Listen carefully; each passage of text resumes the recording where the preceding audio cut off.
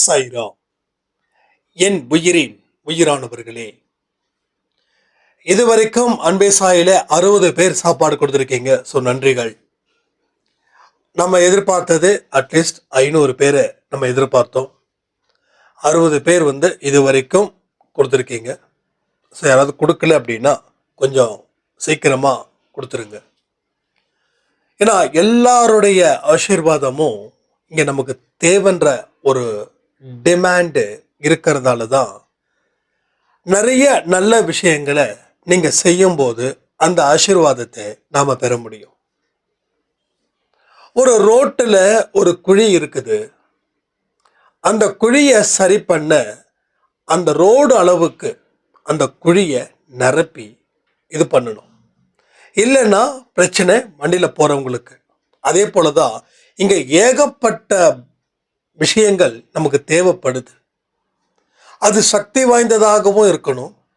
அது நம்ம வாழ்க்கையில் இல்லாமை அப்படின்ற ஒரு விஷயத்தை போக்குவது போலவும் அது இருக்கணும்.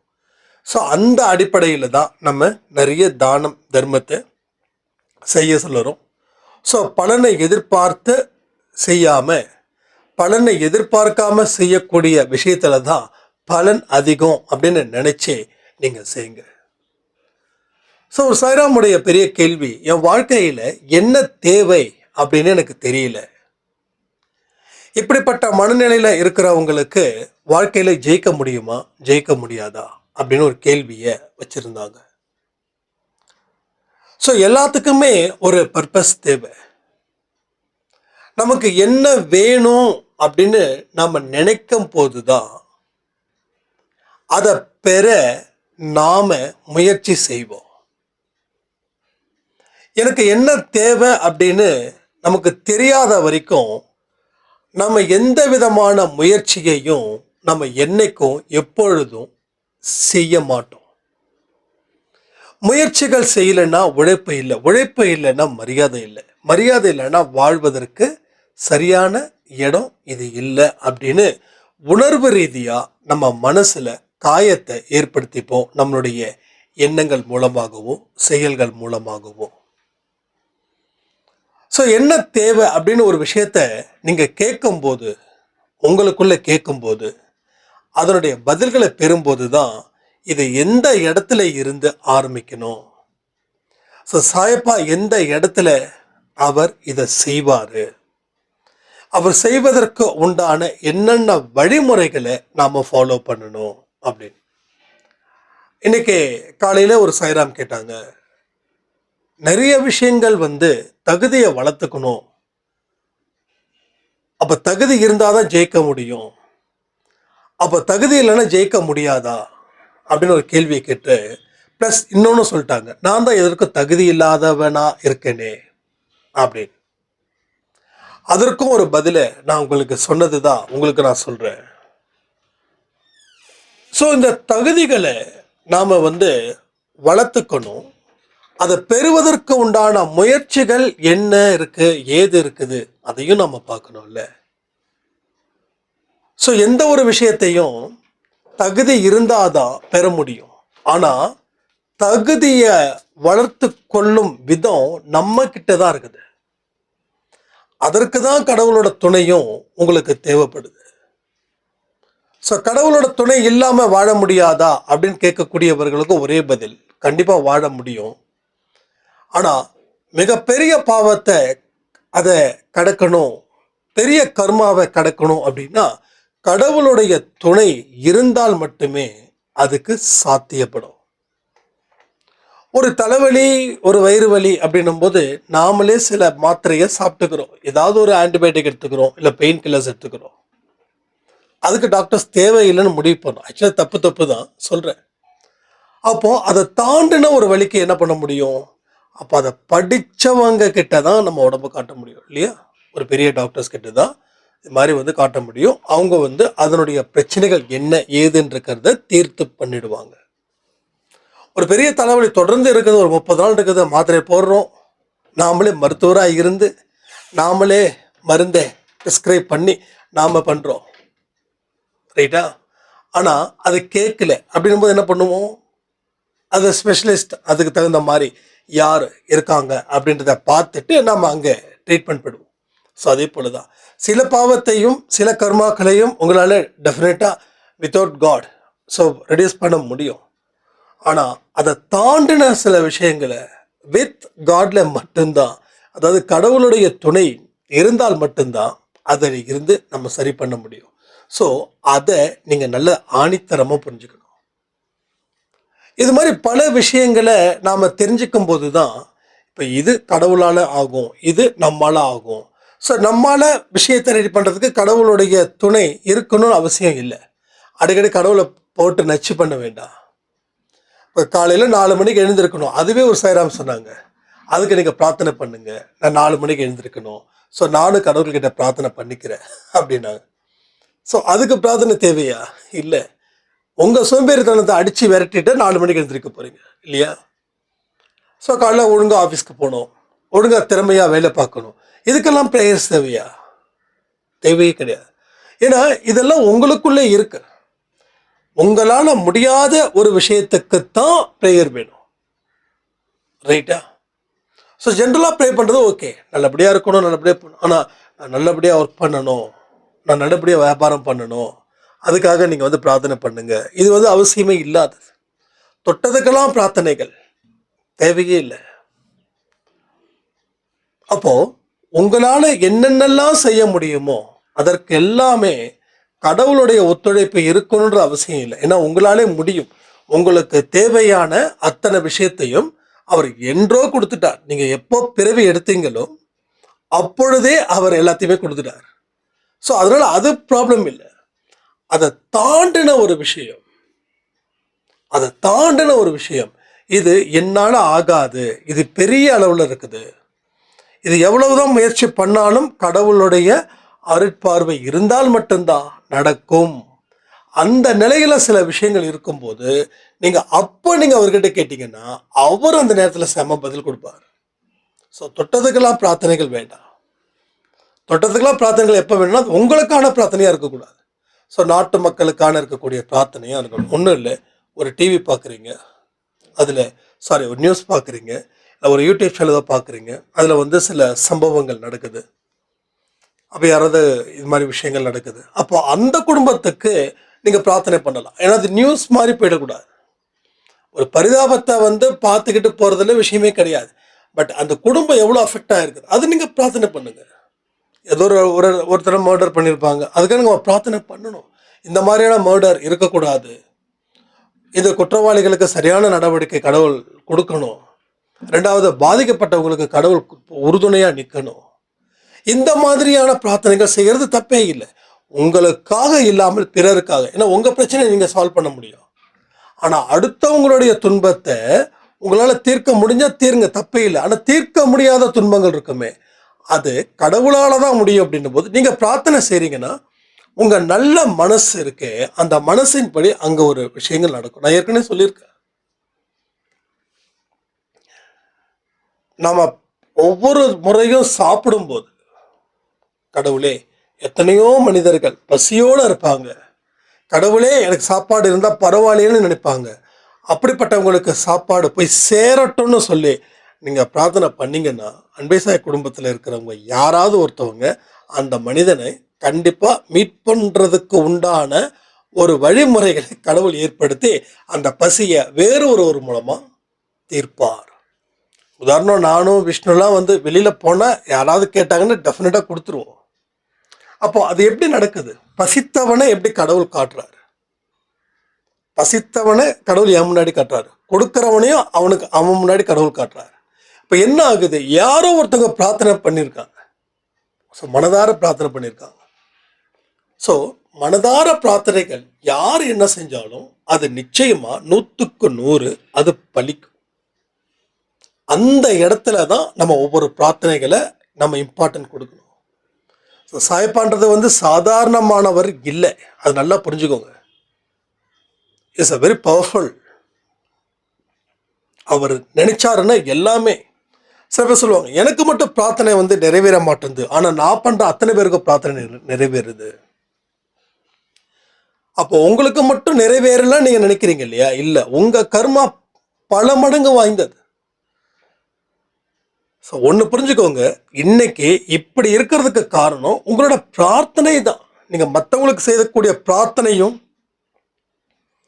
மற்றவர்களுக்கு செய்யக்கூடிய உதவிகள் மூலமாக தான் இது உங்களுக்கு இங்கே கிடைச்சிருக்குது. இது உண்மை. பட் இது இல்லை அப்படின்னா நீங்கள் இன்னும் எவ்வளவு சிக்கலில் மாட்டியிருப்பீங்கன்னு உங்களுக்கு தெரியுமா? நான் இன்னைக்கு இருக்கிற இந்த இடத்துல இருக்கிறேன் அப்படின்னா கண்டிப்பாக காட் கிரேஸ் அது இல்லாமல் இல்லை. ஸோ நீங்களும் இந்த இடத்துல இருக்கிறீங்க, ஆனாலும் பிரச்சனைகள் தீரலைன்னா, ஒருவேளை கடவுளை வணங்கலை, கடவுள் உங்கள் கூட இல்லைன்னா, உங்கள் பிரச்சனை இதை விட 100 மடங்கு இருந்துருச்சுன்னா என்ன பண்ணுவீங்க? அப்போது இன்னைக்கு நான் மற்றவங்களுக்கு பிரார்த்தனைகள் செய்யும்போது அது பலன் அளிக்குதுன்ற ஒரு உண்மையை கடவுள் ஏன் உங்களுக்கு புரிய வைக்கிறார் தெரியுமா? ஒரே ஒரு விஷயம்தான், நீ செய்யக்கூடிய பிரார்த்தனை உனக்கான பிரார்த்தனையிலையும் இதே போல தான் நான் இது பண்ணுறேன். ஆனால் அவங்களுக்கும் கண்ணில் சின்ன தூசி தான் விழுந்திருக்குது. ஆனால் உனக்கு கண்ணில் ஒரு மலையில் இருக்கக்கூடிய ஒட்டுமொத்த தூசியும் கண்ணில் விழுந்திருக்குது. அதை நான் சிறுக சிறுக சிறுக சிறுக தான் எடுக்க முடியும். அதற்கு உண்டான நேரமும் காலமும் இருக்குது அப்படின்னு. ஸோ நல்லா புரிஞ்சுக்கணும், நீங்கள் ப்ரே பண்ணுறது மற்றவங்களுக்கு நல்லபடியாக நடக்குதுன்னா உங்களுக்கும் நடக்குதுன்னு தான் அர்த்தம். அது சிறுக சிறுக தான், அது ஒவ்வொன்றா தான் நடக்கும். ஆனால் மனுஷங்க பிரச்சனை என்ன தெரியுமா? ஒரு சர்டன் ஸ்டேஜ் வரைக்கும் வெயிட் பண்ணுறோம், இல்லை என் பிரச்சனைகள் தீரவே இல்லைன்னு சொல்லி நாமளா ஒரு விஷயத்தை உருவாக்கி அது நல்லது நமக்கு நடந்தாலும் நடக்கலைன்னு சொல்லி அதை அந்த இடத்த விட்டு வெளியேறுகிறோம். அந்த இடத்த விட்டு வெளியேறும்போது இதுவரைக்கும் பட்ட கஷ்டம், நஷ்டம், அவமானம் எல்லாமே அது எந்த விதத்திலையும் லாபத்தை கொடுக்கல உங்களுக்கு. அப்போ திரும்பவும் ஜீரோக்கு போகிறீங்க, மறுபடியும் ஸ்டார்ட் பண்ணிட்டீங்க, திரும்பவும் ஜீரோக்கு போகிறீங்க. இப்படி தான் நடக்குது. ஸோ ஒரே ஒரு விஷயந்தான், இந்த இடத்துக்கு வந்தாச்சு, இந்த இடத்துல இருந்து நான் மறுபடியும் மாறுவதற்கு வாய்ப்பே இல்லை. நான் லாஸ்ட் வரைக்கும் நான் இங்கே தான் இருப்பேன் அப்படின்னு ஒரு நிலையை உருவாக்கி அந்த நிலையிலேயே நீங்கள் உறுதியாக இருந்து பாருங்களேன்.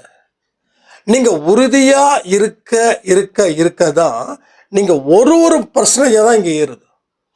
ஸோ 1ன்றது 2 ஆகுது, 2ன்றது 3 ஆகுது, 3ங்கிறது 4 ஆகுது. ஸோ இப்படி தான் உங்களுடைய முயற்சியும் உங்களுடைய உழைப்பும் உங்களுடைய தியாகமும் இப்படி இருக்கிறதால அது 1 2 இருக்குது. இன்னும் முயற்சி எடுத்தீங்கன்னா அப்படியே டபுள் ஆகும். ஸோ 2 4 ஆகும், 4 8 ஆகும். இன்னும் நீங்கள் முயற்சினா 10ன்றது 20 ஆகும், 20ன்றது 30 ஆகும். ஆனாலும் நம்ம உடம்புக்கும் நம்ம மனசுக்கும் நம்ம சூழ்நிலைக்கும் என்ன முயற்சி எடுக்கிறோமோ அது எடுக்கிறது நல்லது. நான் உடம்பை குறைக்கணும், நான் ஒரு 80 கிலோ இருக்கேன், 20 கிலோ தான் கிட்டத்தட்ட 10 கிலோ நான் குறைக்கணும், 10 நாளில் நான் குறைப்பேன் அப்படின்னு குறைக்கலாம், தப்பே இல்லை. ஆனால் அந்த 10வது நாள் நம்ம எப்படி இருப்போன்றதுனா முக்கியம். ஸோ ஆரோக்கியமாக இருப்போமா, ஆரோக்கியமற்ற இருப்போமான்றது முக்கியமா இல்லையா? அப்போது ஆரோக்கியமாகவும் இருக்கணும், உடம்பும் குறைக்கணும். அப்படின்னா இந்த 10 கிலோ குறைக்கிறத 1 வருஷத்துக்குள்ள நான் குறைப்பேன்னு சொல்லி பாருங்களேன். கொஞ்சம் கொஞ்சமாக பண்ணும்போது ரொம்ப ஈஸியாக இருக்கும். ஸோ நம்ம என்ன பண்ணுறோம், சம்டைம்ஸ் ரொம்ப பேராசைப்படுறோம், சீக்கிரம் முடிச்சிடணும் அப்படின்னு. So it's wrong. ஸோ பொறுமையாக ஸ்லோ அண்ட் ஸ்டடி, கமெண்ட் பண்ணுறீங்களா? Slow and study. இந்த மாதிரி நிலையிலேயே என் வாழ்க்கை இருக்கட்டும், அந்த மாதிரி தான் நான் வாழணும் அப்படின்னு நீங்கள் பண்ணீங்கன்னா, ஸோ உங்களுக்கு ஒரு ஃபெயிலியர் நடந்தாலும் அது ஏதோ ஒரு வெற்றிக்கான ஒரு என்ன சொல்கிறது ஒரு விஷயமா தான் இங்கே பார்க்கப்படுதுன்னு நினச்சிக்கலாம். இப்போ நம்ம என்ன பண்ணுறோம், ஏதாவது ஒரு விஷயம் செய்யணும்னா நம்ம வெயிட் பண்ணுறோம் இல்லையா? சில பேர் ஆடு பலி கொடுப்பாங்க. நான் பலி கொடுக்குறதுன்னு சொல்கிறேன், உன்னை பலி கொடுத்தாதான் உன்னை பெற முடியும் அப்படின்ற தாட் இருக்கு இல்லையா? அப்போ இந்த தோல்வி வந்தால் தான் அந்த வெற்றியை பெற முடியும், அதுக்கு தான் இந்த தோல்வி அப்படின்னு. தோல்விகள் வரும்போது நீங்கள் நினச்சி பாருங்களேன். ஸோ நீங்கள் நினச்சி பார்த்தீங்கன்னா அதனுடைய மகத்துவம் எப்படின்றது நல்லா புரியும். அதே போல் இன்றைக்கி ஒரு சாய்ராம், பிரேமா சாய்ராம், அவங்க கர்நாடகாவில் இருக்காங்க. அன்பே சாய் மசாஜ் சென்டர் அப்படின்னு சொல்லி நான் ஆரம்பிச்சிருக்கேன்னா அப்படின்னாங்க. அவங்களுக்காக நம்ம பிரார்த்தனை பண்ணிக்கலாம். ஸோ ஒரே விஷயம் சொல்கிறேன், கேட்டுக்கோங்க. பிஸ்னஸில் இறங்கிட்டிங்கன்னா அனுபவம் முதல்ல இருக்கணும். பேர் வைக்கிறது விஷயமே கிடையாது. பேர் வச்சா இங்கே நடந்துருமா அப்படின்னு இருக்கலாம். First experience. அவங்களுக்கு நான் சொல்லலை, ஜென்ரலாக சொல்கிறேன். முதல்ல உங்களுடைய எக்ஸ்பீரியன்ஸ், ரெண்டாவது உங்கள் பொறுமை, மூணாவது உங்கள் நம்பிக்கை, நாலாவது சகிப்புத்தன்மை. இதுக்கு பொறுத்த வரைக்கும் பொறுமை நம்பிக்கைக்கு முன்னாடி என்ன பண்ணணும்? எக்ஸ்பீரியன்ஸ் இருக்கணும். எக்ஸ்பீரியன்ஸ் இல்லாமல் நான் பொறுமையாக இருக்கேன், நம்பிக்கையாக இருக்கேன் அப்படின்னா கண்டிப்பாக நமக்கு ப்ராப்ளம் வேறு மாதிரி வந்துடும். ஸோ நல்ல எக்ஸ்பீரியன்ஸ் இருக்குது, பொறுமை இருக்குது, நம்பிக்கை இருக்குது, இந்த 3 இருந்தால் போதுமா? அடுத்து 4வதாக சகிப்புத்தன்மை. ஒரே நாளில் நம்ம லாபத்தை பார்த்துட முடியாது, ஒரே மாதத்தில் பார்த்துட முடியாது. அதுக்கு கொஞ்சம் ஸ்பேஸ் கொடுக்கணும். நீங்கள் யார் என்ன ஏதுன்றதை மக்கள் தெரிஞ்சுக்கிற வரைக்கும் நீங்கள் போராடணும். ஸோ மக்கள்கிட்ட இன்முகத்தோடு இருக்கணும். ரெண்டாவது உண்மையாக இருக்கணும். அவங்க கொடுக்குற பைசாவுக்கு நாம் ஒரு படி மேலே சர்வீஸ் கொடுக்கணும். அதுதான் இங்கே இம்பார்ட்டன்ட். அதெல்லாம் இருந்துச்சுன்னா அடித்து சொல்கிறேன், ஒரு பிஸ்னஸ் வந்து ஒரு குழந்தை மாதிரி. ஒரு குழந்தைக்கு எத்தனை மாதம்? 8 மாதம் இல்லையா? ஸோ ஒரு பிஸ்னஸுக்கும் கிட்டத்தட்ட குறைஞ்சது 1 வருஷம். அது குழந்தை, அது நடமாடுற வரைக்கும் நீங்கள் அந்த குழந்தைக்கு ஊட்டணும். ஐயோ இன்னும் நடமாடலையே அப்படின்னு நினைக்க முடியாது. பிறந்த உடனே ஒரு குழந்தை நடமாடிடுமா? நடமாடாது இல்லையா? ஸ்டேஜ் பை ஸ்டேஜாக தான் அது வந்து இது. அதே போல தான் ஒரு பிஸ்னஸை லைக் அ சைல்டாக பாருங்கள். ஸோ உங்களால் பொறுமை இருந்துச்சு, அது வரைக்கும் இருக்கும், சமாளிக்க முடியும்னா யூ கேன் ப்ரொசீட். அதர்வைஸ் கொஞ்சம் அதுக்கு தகுந்த சூழ்நிலையை உருவாக்கிட்டு அப்புறம் ஸ்டார்ட் பண்ணுங்கள். ரைட்டா? ஸோ நம்ம சகோதரிக்கு நம்ம ப்ரே பண்ணிக்கலாம். அன்பே சாய் மசாஜ் சென்டர்ஸ் என்றைக்கும் சூப்பராக சிறப்பாக இருக்கணும்னு அவங்களுக்காக இந்த நிமிஷத்தில் நம்ம பிரார்த்தனை பண்ணிக்கலாம். ஸோ எத்தனையோ பேர் பிரார்த்தனை வச்சுருக்கீங்க. எல்லாருடைய பிரார்த்தனைகளையும் நான் எப்பப்பெல்லாம் கமெண்ட்ஸ் பார்க்குறேனோ அப்போல்லாம் இம்மீடியட்டாக நான் ஸ்பாட்டில் நான் கண்களை மூடி பிரார்த்தனை பண்ணிக்கிறேன். ஏன்னா நீங்கள் இல்லை அப்படின்னா நான் இல்லை. ஏன்னா அந்த மாதிரியான ஒரு மிகப்பெரிய குடும்பத்தை சாய்ப்பா வந்து நமக்கு அமைச்சு கொடுத்துருக்கார். இதை நான் அந்த நேற்று வந்து ஒரு விஜயோட மீட்டிங் பார்த்தேன். ஐ திங்க் நேற்று முந்தானேதான் நினைக்கிறேன். நேற்று தான். அப்போது அவர் என்ன சொன்னாரோ அந்த ஃபீலிங்கில் தான் நானும் இருக்கேன். உங்களையும் அவர் சொல்லுவார், என்னையும் உங்களையும் என்னையும் யாராலையும் எதையும் பிரிக்க முடியாது அப்படின்னு. அதே போல தான் இங்கேயும் அவருக்கு கோடினா நமக்கு ஆயிரங்கள். பட் அவருக்கு என்ன மாதிரியான ஒரு ரிலேஷன்ஷிப் வந்து இருக்கோ அதை விட நமக்கு ஸ்ட்ராங்காகவே இங்கே இருக்குது. அதனால தான் சொல்கிறேன், அன்பே சாய் குடும்பத்தில் இருக்கிற ஒவ்வொருத்தவங்களும் கஷ்டப்படும் போது அவங்களுக்காக என்னால் என்ன செய்ய முடியுமோ அதை நான் தொடர்ந்து செஞ்சுக்கிட்டு தான் இருக்கேன். ஸோ நீங்கள் என்றைக்குமே ஸ்ட்ராங்காக நில்லுங்க. திரும்பவும் சொல்கிறேன், அன்பே சாய் குடும்பம்ன்றது சாதாரண ஒரு குடும்பம் இல்லை. இது சுயம்புவாக உருவாக்கப்பட்டது தான். இங்கே யாரோ எங்கெங்கேயோ எந்தெந்த நாடோ எந்தெந்த ஊரோ எந்தெந்த மாநிலமோ எல்லாத்தையும் ஒன்றா சேர்த்து உருவாக்கி இந்த இடத்துல ஒரு வீரநடை போடுவதற்கு உண்டான வழிகளை நம்ம அன்பே சாய்ப்பா வந்து நமக்கு எல்லாருக்கும் கொடுத்துருக்காரு இல்லையா? ஸோ நம்ம என்றைக்குமே ஒற்றுமையாக இருக்கணும். தேவையில்லாத இடத்துல கோவப்படவோ ஆத்திரப்படவோ ஆணவமோ அகங்காரமோ தலையெடுக்காமல் பார்த்து கொள்ள வேண்டிய பொறுப்பு உங்களது. சரியா? இதை வந்து முயற்சிகளானால நம்ம நல்ல ஒரு முடிவை நம்மளை நிச்சயமாக ஏற்படுத்த முடியும். வாழ்க்கையை வெல்வதற்காக தான் இங்கே தவிர கண்களை கசக்கி அழுது மூக்க துடைக்கிறது இங்கே வேலையே கிடையாது. ஸோ உங்கள் ஒவ்வொருவருடைய தலையெழுத்தையும் கடவுள் புதிதாக எழுதியிருக்கிறார்ன்றதான் உண்மையான விஷயங்கள். ஒரு 2 நாளைக்கு முன்னாடி நினைக்கிறேன், I think Sunday or Saturday நினைக்கிறேன், ஒருத்தவங்க வந்து ரொம்ப டீட்டெயில்டாக ஒரு மெசேஜ் பண்ணியிருந்தாங்க என்னோடய வாட்ஸ்அப் நம்பருக்கு. என்ன அப்படின்னாங்கன்னா, எத்தனையோ விஷயங்களை வந்து நாங்கள் வந்து போய் பார்த்தோம், எங்கள் லைஃப் எப்படி இருக்கும்னு. உங்கள் லைஃப் வந்து முடிஞ்சிருச்சு, இதுக்கு மேலே இருக்கிறத வச்சு தான் நீங்கள் வந்து பண்ண முடியும். ஸோ இழந்து போனதை வந்து நீங்கள் வந்து பண்ண முடியாதுன்னு எல்லாருமே சொன்னாங்க. ஆனால் சாய்ப்பா மேலே மட்டும் எனக்கு தீவிரமான நம்பிக்கை வந்துச்சு. நான் சொன்னேன் எங்கள் அப்பா கிட்ட, அப்பா நீங்கள் நம்பாமல் கூட இருங்க, ஆனால் நான் நம்புகிறேன், நம்ம எதெல்லாம் எழுந்தோமோ அதை கண்டிப்பாக நிச்சயமாக பெறுவோன்னு சொல்லி அவங்க சொன்னது வந்து பெரிய ஒரு 2021 ஆர் 22 சம்திங் அப்படின்னு நான் சொன்னேன். அதுக்கப்புறம் தீவிரமாக நாங்கள் முயற்சிகள் பண்ணோம். நான் உழைக்கிறத பார்த்துட்டு என்னோட அப்பாவும் அவரோட பங்குக்கு உழைக்க ஆரம்பிச்சிட்டாங்க, என்னோட அம்மாவும் அவரோட பங்குக்கு உழைக்க ஆரம்பிச்சிட்டாங்க. என்னுடைய அக்காவும் அவங்க பங்குக்கு உழைக்க ஆரம்பிச்சிட்டாங்க.